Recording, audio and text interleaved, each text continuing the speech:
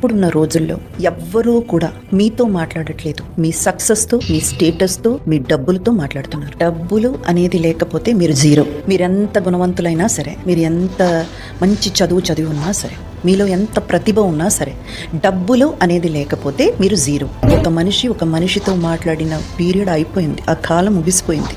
ఇప్పుడున్న రోజుల్లో ఎవ్వరూ కూడా మీతో మాట్లాడట్లేదు. మీ సక్సెస్తో, మీ స్టేటస్తో, మీ డబ్బులతో మాట్లాడుతున్నారు. డబ్బులు అనేది లేకపోతే మీరు జీరో. ఒక మనిషితో మాట్లాడిన పీరియడ్ అయిపోయింది, ఆ కాలం ముగిసిపోయింది.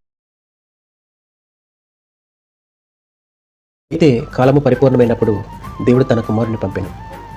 గలతీ 4:4 దేవుని వాక్యం చాలా స్పష్టంగా చెప్తుంది. కాలం పరిపూర్ణమైపోయింది. అప్రేమలు, బాంధవ్యాలు, బంధాలు ఉండే ఆ సమయం అయిపోయింది. ఇప్పటికైనా అర్థం చేసుకోండి. మనిషిని డబ్బుంటేనే ప్రేమిస్తారు, గౌరవం ఉంటేనే ఇంటికి వస్తారు, హోదా కలిగితేనే పలకరిస్తారు. ఇప్పుడైనా అర్థం చేసుకొని మీరు దేవుణ్ణి ప్రేమించండి. దేవుడిని ప్రేమిస్తున్నాడు. చాలామంది అంటారు గాడ్ ఈజ్ లవ్. నిజమే, దేవుడు మనల్ని ప్రేమించి తన కుమారుని పంపించాడు. మరి మనం ఆయన ప్రేమిస్తున్నామా? మనం ఎప్పుడైతే దేవుడిని ప్రేమిస్తామో దేవుని కృపకు అర్హత కలిగి ఉంటాం.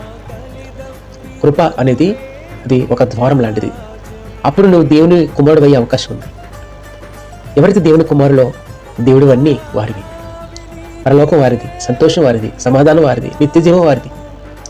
వీటి గురించైనా మనుషుని ప్రేమించడం కంటే, ధనాన్ని ప్రేమించడం కంటే, లోకాన్ని ప్రేమించడం కంటే దేవుని ప్రేమిస్తే మన జీవితమే నిజమైన సంతోషాన్ని, నిజమైన సమాధానాన్ని మనము పొందుకోగలం.